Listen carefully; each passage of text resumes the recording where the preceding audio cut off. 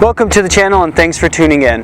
Today I totally blew it by forgetting my dead kitty mic at home, so now I'm having to use this little lavalier that is pinned up to the camera, so I have to talk extra close today. But today I'm going to show you how to film and edit a boomerang style drone video.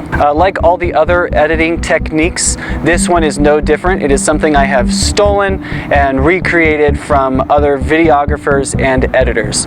This effect in particular was taken from Master of the Digital Arts Peter McKinnon. I will link his video in the description below. Some basics when making a drone style video is, first off, what is it? So we all know what a drone is, okay? Not that kind of drone, but this kind of drone. And next off, what is a boomerang? Trust me, I'm only getting started. Boomerangs made popular by Instagram are typically 1 to 3 second videos that play in forward motion, backwards motion, and then repeat. The pro to using this kind of effect, particularly in an app like Instagram, is that it's just one tap. You touch the button, it creates it for you, and it's done. The con is that it doesn't allow you to have any creative control. Swear to God, if I'm not recording, this is like the 5th time I'm doing this. Now, a drone video has many of the same concepts, but for this video we're going to make a few different tweaks. I'll be using my DJI Mavic Air for the footage and Final Cut Pro as the editor. I'll also be applying a hyperlapse effect by ramping the speed up of the drone flying away to bring the video down to that 3-second mark. This effect does work with moving targets. However, if you are a beginner, I would recommend starting with slow moving or stationary subjects. That way you can spend a little bit more time focusing on flying from your start and end point and making sure you nail those. By the way, if you are flying a drone, make sure you're following all the super lame FAA rules and restrictions so that you are a law-abiding citizen. Goody two-shoes. Without further ado, I'm going to do a little bit of skating. I'm going to try to figure out what I actually want to film today. We are back here at a school in Albuquerque, New Mexico that has a loading dock, a ledge, and another little gym I just found. So have fun watching me pretend to be good. First try, no warm-up.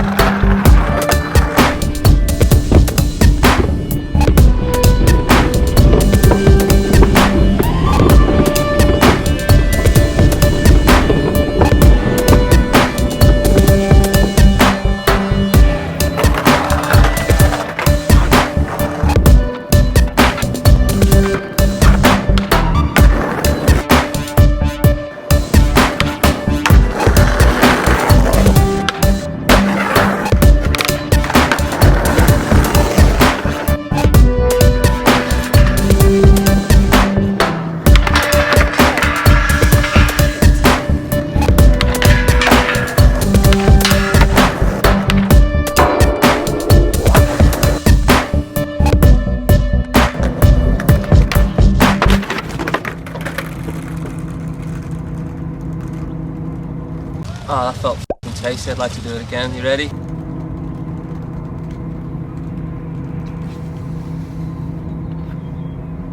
That did work.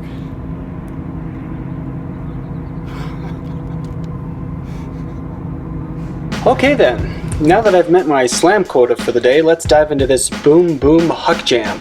I didn't get a chance to fly and shoot a new sequence for this tutorial, so after digging through the archives, I was able to find this pretty amazing clip of my buddy Ryan Maddox slapping a fakey tailslide into the concussion ditch. This clip, without all the unnecessary editing, was featured in his SSDD3 12K fun run for the Cure video part, so please check that out now if you haven't seen it yet. Hell yeah, Ryan. Because I didn't shoot this on the spot, I'll halfway explain my camera settings and framing. I'm a sucker for slow-mo, so the frame rate is set to 120 frames per second at its highest resolution. In my case, that is 1080p. I also don't put much thought into exposure and shutter speed when I have quality lighting, so that is typically set to auto. The Mavic Air has 2 flight modes, Standard and Sport. Standard has obstacle avoidance sensors enabled, but has a slow maximum flight speed. Sport flies crazy fast, but disables all sensors. I switch between the 2 modes depending on the environment. This clip in particular was shot in Sport mode. Now for framing. I start with a tight shot on the subject, in this case being Ryan. With him, his board, and as little amount of background as possible in the frame, I set the drone up on a flight path where I only need to fly backwards and up. The gimbal is tilted somewhere between 30 and 45 degrees. I start by slowly pulling back the drone as he begins to roll, and right as he locks into a slappy, I begin increasing my speed to keep him in frame, as he's going to start hauling ass quickly. Once he finally rolls down the final bank, I full throttle that bad boy up and out for about 30 seconds and gently tilt the gimbal up until I get a finishing shot of the Sandia Mountains. With all the boring stuff out of the way, let's get to the mundane. Launch Final Cut and create a new project. Find your clip, find your timeline, and drag it, drop it. Trim the clip. Done. Playback for my clip is very slow, so I'll need to speed it up by about 4 times to set it to a normal speed. Next, I right-click and select New Compound Clip. Why do you ask? I don't know, but it just does what I need it to do. Make a copy and paste it next door. On the first clip, find the retiming icon at the bottom of your viewfinder and select Custom. I'll start by speeding this bad boy up by about 10,000%. This clip should shrink significantly.